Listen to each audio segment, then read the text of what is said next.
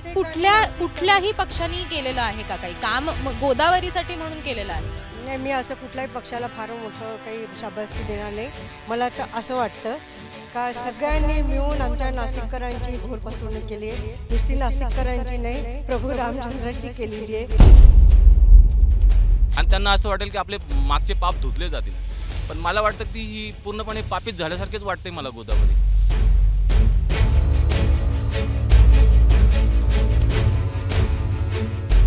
आधी तुम्हाला कपिला गायब करता येते, तरच तुम्हाला तपोवन गायब करता येते. सो हे सगळं खूप सिस्टमॅटिकली चाललेलं आहे.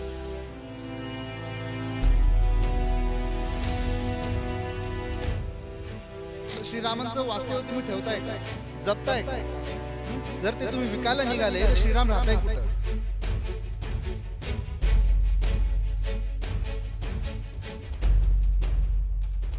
आणि मनसेकडे तेवढं संख्याबळ येऊ शकत नाही, कारण त्यांचे उमेदवारच नाही. उद्धव सेनेची ती परिस्थिती म्हणजे सत्तांतर होईल आणि काही होईल असं काही विशेष वाटत नाही. गिरीश महाजन हे नाशिकचे नाही आहे आणि हे ते दाखवून देतात ते नाशिकचे नाही आहे.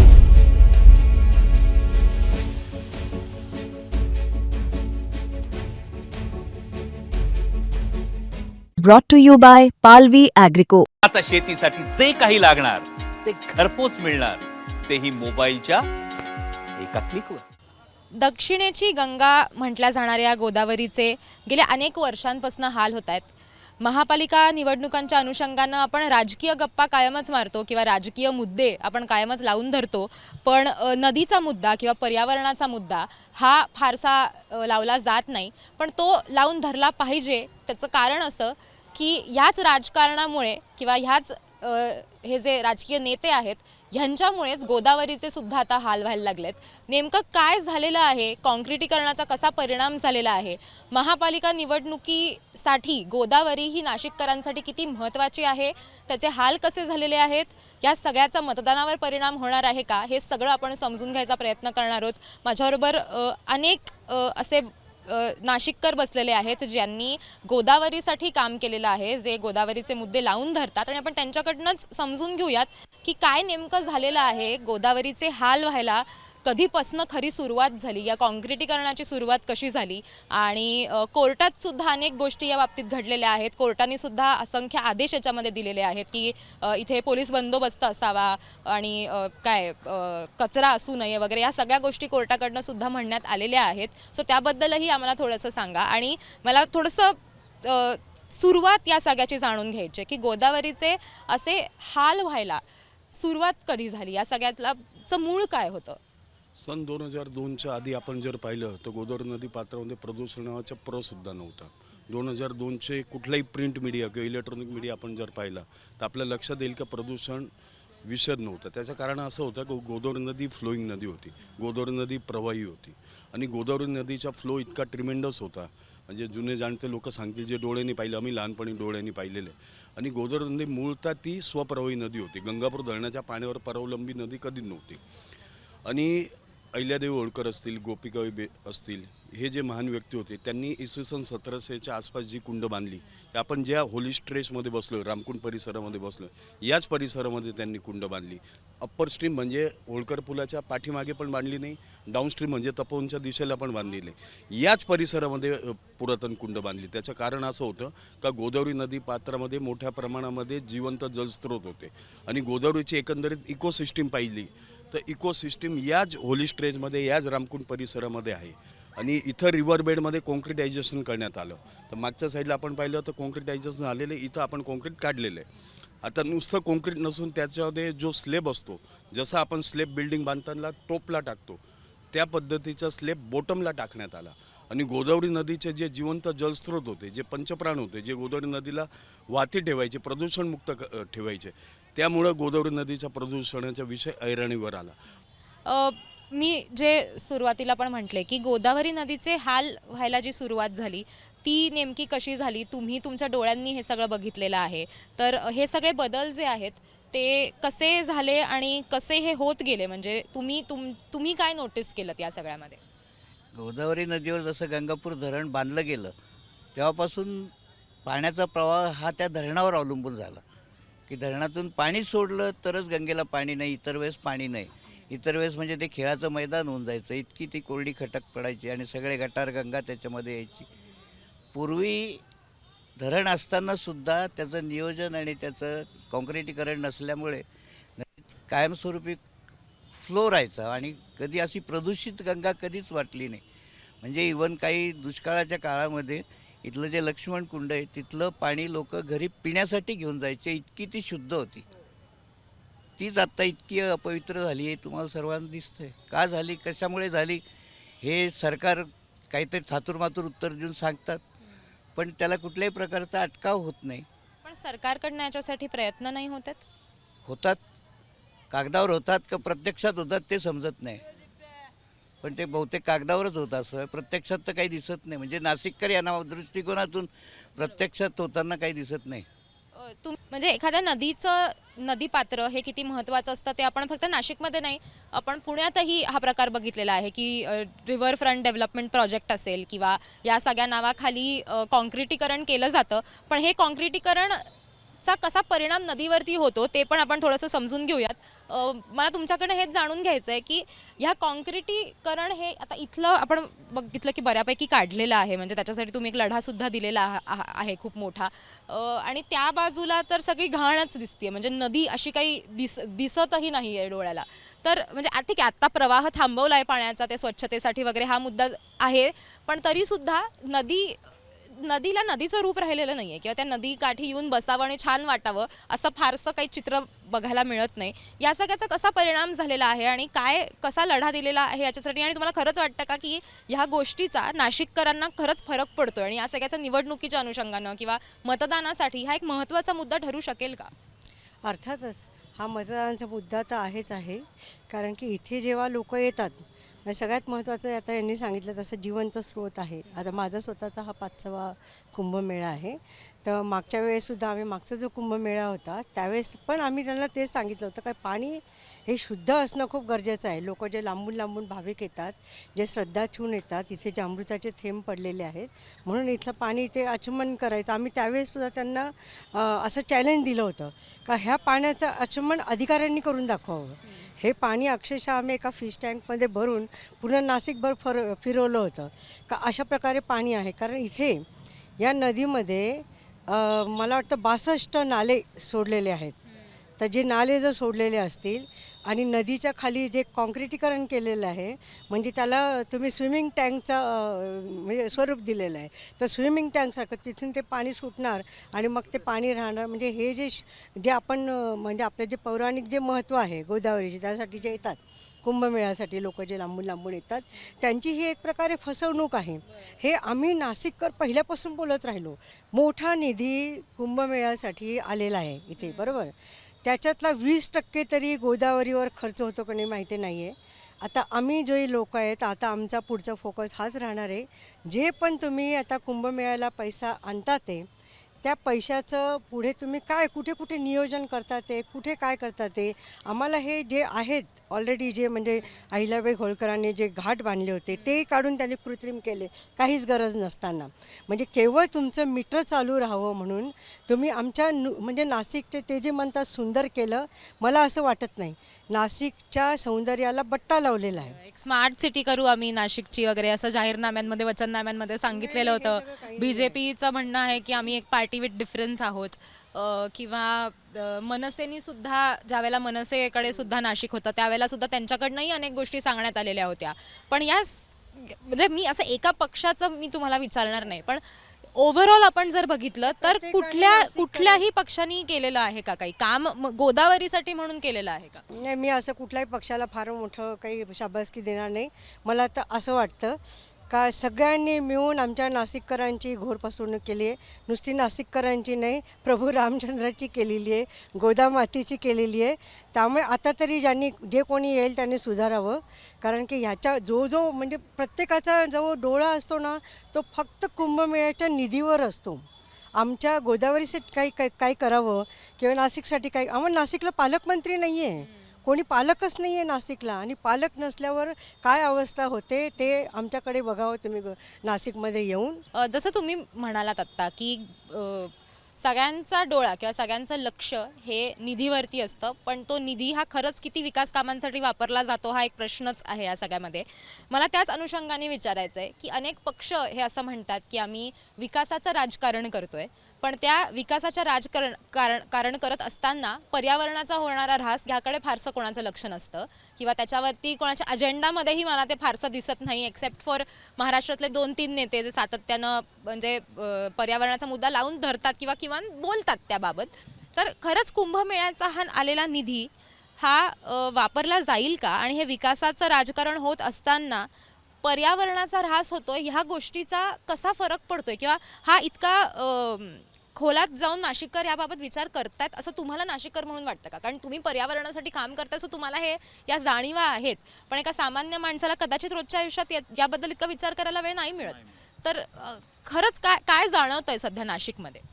सध्या नाशिकमध्ये जे बघतोय मी चित्र काही दिवसापासून, तपोवनातला विषय असेल, गोदावरीचा विषय, आणि गोदावरीचा विषय तर खूप प्रलंबित विषय आहे. राजकारणी लोकांच्या बाबतीमध्ये जर बोलायचं झालं तर ही लोक दिसत असूनही आंधळ्यासारखं मत घेत आहे, दिसत असूनही बघत नाही आहे. जनतेकडं त्यांना काही घेणं देणं नाही, त्यांच्या फक्त अर्थकारणाकडे त्यांचं लक्ष आहे. जसं तुम्ही म्हटलात की जो निधी आला आहे, ॲक्च्युअल निधी मला सांगा, कुंभमेळ्याच्या निमित्ताने तो आला आहे, म्हणजे कशासाठी आला आहे? तर नाशिकमध्ये जी गोदावरी, त्यामध्ये जे स्नान करायला जे आपले संत महात्मे जे येणार आहेत किंवा नाशिकची जनता, पूर्ण भारतातून जी लोक येणार आहेत, त्यांना एक छान असं पाणी, स्वच्छ पाणी, ज्यामध्ये ते आनंदाने एक डुबकी मारू शकतील आणि आचमन करू शकतील त्या पाण्याने, आणि त्यांना असं वाटेल की आपले मागचे पाप धुतले जातील. पण मला वाटतं की ही पूर्णपणे पापित झाल्यासारखेच वाटते मला गोदावरी, कारण की ह्या लोकांनी स्वार्थीपणापोटी त्या गोदावरीचं स्वच्छ करायच्या मागे दुसरा विषय, पण हे पापी करून टाकली पूर्णपणे. स्वच्छता व्हायला पाहिजे, ज्यातून आपलं पापाचं क्षालन व्हायला हवं, ते होतच नाही आहे. म्हणजे ही लोक फक्त अर्थकारण बघताय. नाशिकचा विकास कुठेही झालेला मला तरी दिसला नाही आहे गेल्या 10-15 वर्षात. म्हणजे मला वाटतं परिस्थिती अशी झालेली आहे की पापं धुण्यासाठी म्हणून लोक इथे येतात, पण ते खरंच धुतलं जातंय का काही हाच प्रश्न आहे. कारण ही नदी बघून कोणाला त्यात उतरावंसं वाटेल हाही एक प्रश्न आहे. सर, मला पुन्हा त्याच मुद्द्यावरती यायचं आहे की जसं ते म्हणाले की गोदावरीला ज्यासाठी कुंभमेळा खरं तर इथे भरवला जातो त्या नदीचेच असे हाल आहेत. तर मला पुन्हा एकदा त्या मुद्द्याकडे यायचं आहे की जसं हे म्हणाले की कुंभमेळ्यासाठी येणारा निधी हा कुंभमेळ्यासाठी फारसा वापरला जात नाही किंवा म्हणजे नदीसाठी वापरला जात नाही. तर त्याच्यातनं प्रश्न असा पडतो की कुंभमेळ्याचा जो स्पिरिच्युअल सिग्निफिकन्स आहे याच्यातला, तर तो फक्त गोदावरीपुरता मर्यादित नाही आहे, तर त्याचा आणखीन सुद्धा स्पिरिच्युअल सिग्निफिकन्स आहे, ज्याच्यासाठी तुम्ही काम करताय, ज्याचं तुम्ही ग्राउंडवरती जाऊन ती परिस्थिती बघताय. तर ते थोडंसं व्ह्युअर्सला एक्सप्लेन करा किंवा ऑडियन्सला सुद्धा ते कळू देत की कुंभमेळा हा काही फक्त ह्या नदीपुरता मर्यादित नाही आहे, त्याचं सिग्निफिकन्स काय आहे आणि तिथली आत्ताची ग्राउंड रियालिटी काय? नाशिकमध्ये, नाशिक शहर हे गोदावरी नदीच्या काठी वसलं आहे असं आपण वाचतो, अभ्यासात सांगितलं जातं. त्यामुळे हीच एक नदी लोकांना बाहेर कळते. पण नाशिकच्या लोकांना सुद्धा नाशिकच्या बऱ्याच उपनद्या, म्हणजे गोदावरीच्या उपनद्या माहीत नाही आहेत. त्यात नंदिनी एक शहराच्या मध्यवर्ती भागातनं वाहते, ती का माहिती नाही आहे, तर या प्रशासनाने तिला नासर्डी नाला असं म्हणून आजही प्रशासनातले अनेक लोक त्याला नासर्डी नाला असंच म्हणतात. आजही तुम्ही आयुक्तांच्या, म्हणजे नाशिक मनपाच्या आयुक्तांच्या ऑफिसमध्ये गेले, तिथं मोठा DPचा प्लॅन लावलेला आहे, नकाशा लावलेला आहे, त्यात नासर्डी रिव्हर असंच लिहिलेलं आहे. हे सरळ ह्या भाविकांची आस्था जी आहे, नासर्डी नदी जी आहे तिला नंदिनी नाव देण्यात यावं याच्यासाठी खूप मोठा लढा दिलेला आहे. आम्हाला फक्त चॉकलेट दाखवलेत, पाट्या लावलेल्या त्या नंदिनीच्या काठी, नंदिनी नावाच्या, पण DPमध्ये ती आजही नासर्डीच आहे. याच्यापेक्षा वाईट कपिला नदीचं झालं आहे. कपिल ऋषी जे होते त्यांच्या वास्तव्याने ज्या नदीचं नाव पडलं कपिला नदी, ती नदी DPमधनं गायब करण्यात आलेली आहे. आणि आम्हाला जेव्हा हे कळलं आणि आम्हाला हे सापडलं तर आम्ही शॉक झालो की अरे आपल्या नजरेतून हे कसं सुटलं. पण ते सुटण्याचं रिझन असं आहे की हे जे लोक शिकून येतात हे पाट्या लावतात, त्या नदी किनारी पाट्या लावतात, पण DPमधनं नदी गायब केलेली असते किंवा तिचं नाव बदलून टाकलेलं असतं. आणि मग जेव्हा तुम्ही नदी गायब करता तेव्हा नदीची ब्ल्यू लाईन गायब करता आणि त्या ब्ल्यू लाईनमध्ये मग बांधकाम करायला परवानगी मिळते. आज या सगळ्या नद्या बॉक्स त्याची तयार करण्यात आलेली आहे, तिथं सिमेंटीकरण झालेलं आहे. जसं गोदावरीचं झालेलं आहे त्याच्यापेक्षा खूप वाईट आणि खूप विचित्र पद्धतीने, म्हणजे तळाला पूर्ण नदी, कपिला नदी हे केली आहे, पूर्ण बॉक्स कल्वर्ट म्हणतात त्याला, तशी केलेली आहे. म्हणजे कॅनॉलपेक्षा वाईट परिस्थिती त्या नदीची केलेली आहे. याच नदीच्या आणि म्हणजे कपिला आणि गोदावरीच्याच संगमावर तपोवन आहे. आधी तुम्हाला कपिला गायब करता येते, तरच तुम्हाला तपोवन गायब करता येतं. सो हे सगळं खूप सिस्टमॅटिकली चाललेलं आहे. आणि ज्या लोकांना हे जमतं ना, ते खूप शिकून आलेले असतात. आपण त्यांच्यावर भरोसा ठेवतो की हे अधिकारी आपल्याला मदत करतील, आणि कदाचित उद्या मंत्री किंवा इथले स्थानिक नेते जर काही गपला करत असतील तर ते निदर्शनात आणतील. तसं होत नाही. हे उलट त्यांच्यासोबत जातात, आणि त्याच्यातनं कसं काय मिळवायचं, म्हणजे काय होतंय माहिती का, तुम्ही मगाशी प्रश्न विचारताना म्हटले की निधी येतोय तर विकास का नाही होतोय ना विकास. कॉन्ट्रॅक्टरचा विकास होतोय, इथल्या स्थानिक नेत्यांचा विकास होतोय. अचानक निवडणुकीच्या आधी पक्ष बदललेले जातात. म्हणजे कालपर्यंत तुमचा पक्ष विकास करत नव्हता का, मग अचानक तुम्हाला कळलं का की नवीन पक्ष विकास करतोय? हे कुठून आलं? त्याच्यामुळे आमचं असं म्हणणं आहे की विकास कोणाचा होतोय हे नाशिकमध्ये आल्यावर तुमच्या लक्षात येईलच की नदी कशी दिसते. आणि तुम्ही नाशिकच्या बाहेर काही लोकांचे जाऊन मग बंगले बघावे, काहींच्या इमारती बघाव्यात. कारण जर नाशिकमध्ये पैसेच येत नसते तर हे शहर वाढलं नसतं. हे शहर वाढतंय, पण ते जिथं वाढायला पाहिजे होतं आणि जशा पद्धतीने वाढायला पाहिजे होतं तसं होत नाही आहे. जसं ते म्हणाले की फरक पडला पाहिजे, किंवा याच्यामध्ये डेव्हलपमेंट जी आहे ती डेव्हलपमेंट नाशिकची होती आहे, नाशिकचा विस्तार होतोय, ते मोठं होतं आहे, पण ते योग्य पद्धतीने मोठं होत नाही आहे. हा त्याच्यातला जास्त मोठा प्रॉब्लेम आहे. आपण आणखीन थोडंसं जाणून घेऊयात याबद्दल, की मुद्दा हा फक्त नदीचा नाही आहे तर तपोवनाचा सुद्धा आहे. गेल्या अनेक दिवसांपासून तापलेलं तपोवनाचं सगळं राजकारण, आणि त्यात नेत्यांची मध्यस्थी, पालकमंत्री नसणं, त्याचबरोबर महापालिकेच्या निवडणुका न झाल्यामुळे नगरसेवकही नसणं, ह्या सगळ्या गोष्टींचा परिणाम हा त्या तपोवनावरती, तिथली होणारी वृक्षतोड आणि इथल्या सगळ्या राजकारणावरती त्याचा हळूहळू परिणाम व्हायला सुरुवात झाली. पण हा मुद्दा जरी आत्ता तापलेला असला तरीही याची सुरुवात आत्ता झालेली नाही आहे, ती खूप आधी झाली आहे. सो त्याच्याबद्दलही आम्हाला थोडंसं सांगा की नदी बरोबरच जसं ते म्हणाले की डेव्हलपमेंट प्लॅनमधनंच तुम्ही एखादी गोष्ट काढून टाकली तर तुम्ही त्याचा विकास नाही करू शकत. तिथे तुम्ही काँक्रिटीकरण करू शकता, तुम्हाला हवंय तसं तिथे इन्फ्रास्ट्रक्चरच्या नावाखाली गोष्टी तयार करू शकता, पण ह्या जाग्यामध्ये होणारा पर्यावरणाचा ऱ्हास, हे सगळं कसं घडत गेलं, तपोवनाचा मुद्दा जो आहे तो कसा तापला, आणि हे सगळं कसं इंटरलिंक्ड आहे?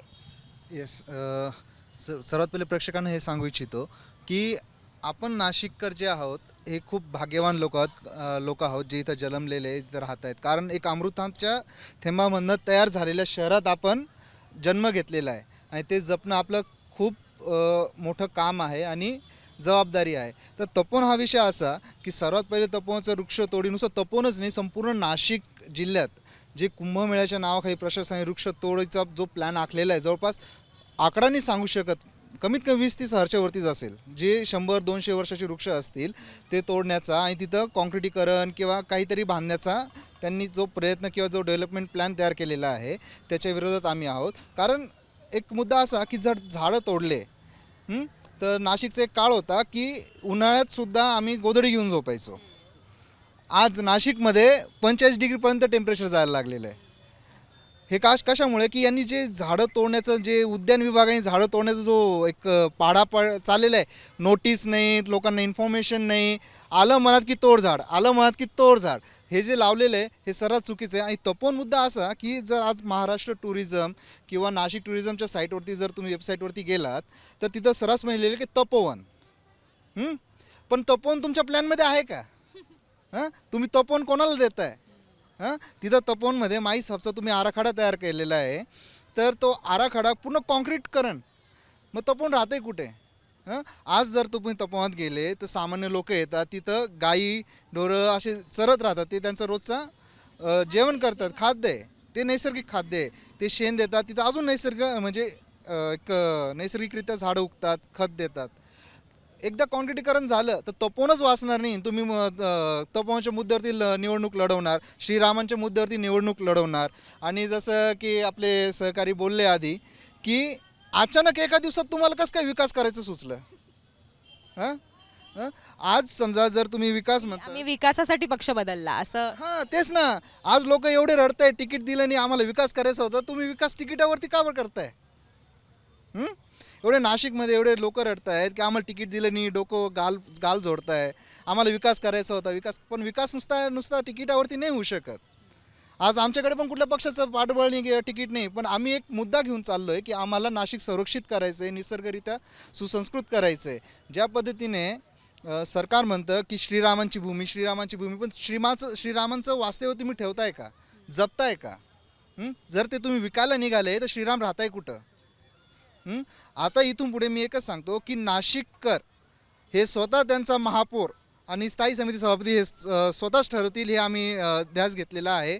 आणि जो उमेदवार आहे निवडणुकीत, जो आम्हाला ॲफिडेव्हिट शपथपत्र आणून देईल की मी निवडून आल्यानंतर नाशिकचा निसर्गाचा ऱ्हास होऊ देणार नाही आणि जो कोणी ऱ्हास करेल त्याच्या विरोधात आम्ही उभे राहू, त्यालाच आम्ही नाशिककर मतदान करणार. आणि त्याच्यातही अजून एक गोष्ट मी ॲड करू इच्छितो की ज्या पद्धतीने सांगतात की आम्हाला मुख्यमंत्री साहेब महोदय सांगतात, मी एक काल परवा व्हिडिओ बघितला की आम्हाला गुंडरहित महाराष्ट्र बनवायचं आहे, गुंडगिरी संपूर्ण संपवायची आहे. तर लिटरली जर तुम्ही अभ्यास केला आजच्या तारखेला जे उमेदवार दिले त्यापैकी 60 ते 70% म्हणजे काही उमेदवार असे आहेत की त्यांच्या फॅमिलीत सख्ख्या वडिलांनी भावानी कोणीतरी मर्डर केलं आहे, ते आज जेलमध्ये बसले आणि त्यांच्याच परिवारात त्यांनी तिकीट दिले. मग ही घराणेशाहीची पद्धत तुम्ही BJPमध्ये पण चालू नाही केली का? मग तुम्ही दुसऱ्यांना घराणेशाहीबद्दल बोलतात आणि तुम्ही स्वतःच ती अंमलात आणतात, मग याच्यावरती कोण बोलणार? बडगुजर आणि त्यांच्यावरनं तर खूप गोष्ट म्हणजे राजकारण पेटलेलंच आहे त्याच्यावरनं. आणि नगर परिषदांच्या निवडणुकांनाही आपण बघितलं की सगळीकडेच भाजपची घराणेशाही आपल्याला तिथे बघायला मिळाली. म्हणजे अगदी गिरीश महाजनांच्या पत्नींपासून सगळ्यांनाच तिकीट वाटप जे आहे ते झालेलं होतं. सो ह्या सगळ्याचा परिणाम अर्थात व्हायला सुरू झालाय. मला परत तुमच्याकडनं पण थोडंसं हे जाणून घ्यायचं आहे की राजकारणाचा म्हणजे एक विकासाचं राजकारण म्हणत फक्त राजकारण उरलं, विकास झालाच नाही असं झालेलं आहे. तर ते तुम्ही कसं बघता या सगळ्याकडे?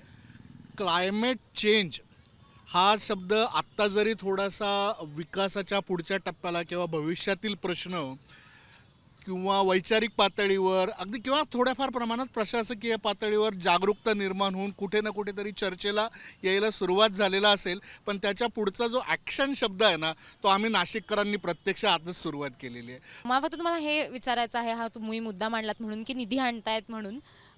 राज ठाकरे झाले किंवा जे सातत्यानं गोदावरीचा मुद्दा बऱ्याचदा मांडतात, ते 12 ते 17मध्ये इथे होते, पण त्याच्यानंतर नाशिककरांनी त्यांना संधी दिली नाही. या वेळेला ते शक्य वाटतंय का? त्यांच्यावरती विश्वास वाटतोय का? गेल्या 10 वर्षांमध्ये भाजपने जे काही केलं त्यातनं भाजपच थोडंफार काहीतरी त्यांच्यामध्ये फरक पडेल असं वाटतंय. काय वाटतंय का या सगळ्यांबद्दल? एक्झॅक्टली संख्याबळ जर पाहिलं ना तर 122 उमेदवारांपैकी 1200 लोकांनी उमेदवारी BJPकडे मागितली होती, बरोबर. आणि ज्यांना उमेदवारी मिळाली नाही ते शिंदे सेना जी आहे, शिवसेना, शिंदेंची सेना, त्यांच्यात गेलेले. आत्ता जरी युती नसली त्यांची प्री इलेक्शन, पोस्ट इलेक्शन झाल्यानंतर युती होईल, युती होऊन परत सत्तेवर येतील, फरक काही पडणार नाही.